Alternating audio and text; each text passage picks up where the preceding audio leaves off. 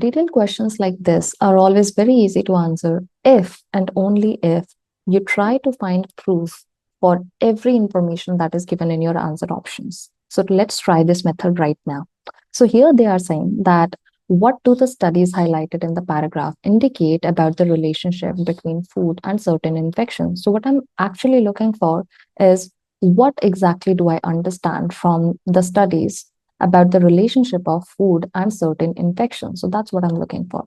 Now, according to this paragraph, if I look at answer option D, which says that most foods used in these studies cause treatable infections, the problem is that the paragraph does not talk about the kind of food used here, the food item.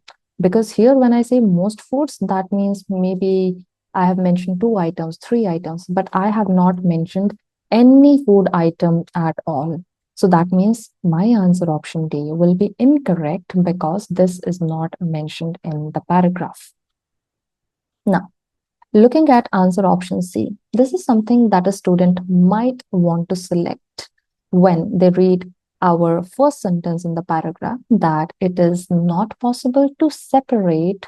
That means it is very confusing. It's almost impossible for you to identify between the differences or different admissions for Salmonella, E. coli, and this other particular infection, which is caused by food from those caused by other methods. So that means I can't really identify or I can't really differentiate whether these admissions are caused by food or by other methods.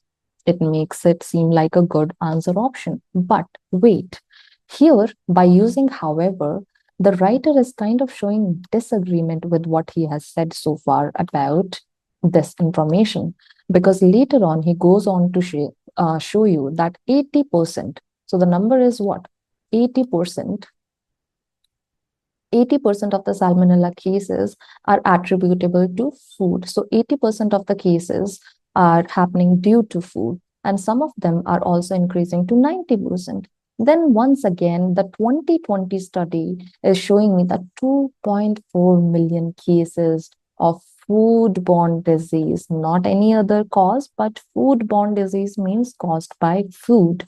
Then in 2018, in the UK, the study that happened, 16,400 hospital admissions also happened for the same reason. Then once again, we see that the infection, this one and this one, are infections. The most common infections are these, which are associated with eating or handling raw or undercooked meat and touching pet feces. So here I'm seeing something about food hygiene, and I'm also seeing something about food, one sentence. And then they are showing me once again that 67% are also once again attributable to food. Then 60% once again are the cases which are caused by food.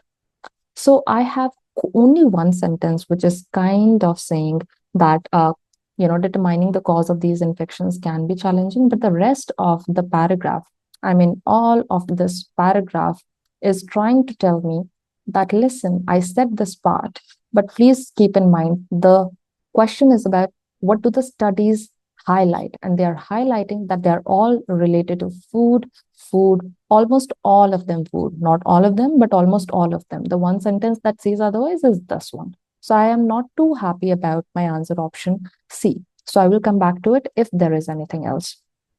According to answer option A, poor food hygiene is proven to be the cause of these infections. I have a problem with the term proven, because they have not proven that poor food hygiene is the reason of all of these infections, because they are saying they have not mentioned some of the cases or most of the cases. So I'm assuming they are commenting on all the infections. But here they have mentioned it's not poor food hygiene, but rather attributable to food.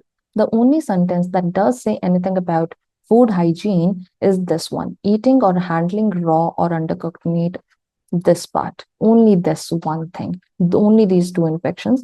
But most of these, once again, here are talking about how not just food hygiene, but more than that, food related food. And I don't know specifically, is it food hygiene or is it something else? That's the reason. So I'm not too happy about A also. I'm still confused between A and C, because The rest of the paragraph mentions other reasons for it. Now, if I look at answer option B, it says that certain infections in these studies, so certain could be some particular infections in these studies, and the question is also about certain infections in these studies are associated with food. Now, that is something that I'm finding out that salmonella, for example, salmonella cases are attributable to food. That is one sentence they are saying. Then, once again, they are saying that foodborne diseases are here for hospital admissions, and most common infections, these are also caused by food. Then, E. coli, these two are caused by this. Yes, these could also be caused by food hygiene as well. But here, both of these infections, this comment is said about both of these infections. Now, according to this, it seems to me that B answer option is the right answer because at least I can find more proof for it. Most of the studies are indicating that. Indicating and establishing are two things. Indicating is just kind of showing an association. So I would try to go with answer option B over answer option A and C. So because I've checked, this A is going to be incorrect and C is also going to be incorrect and B is going to be my right answer.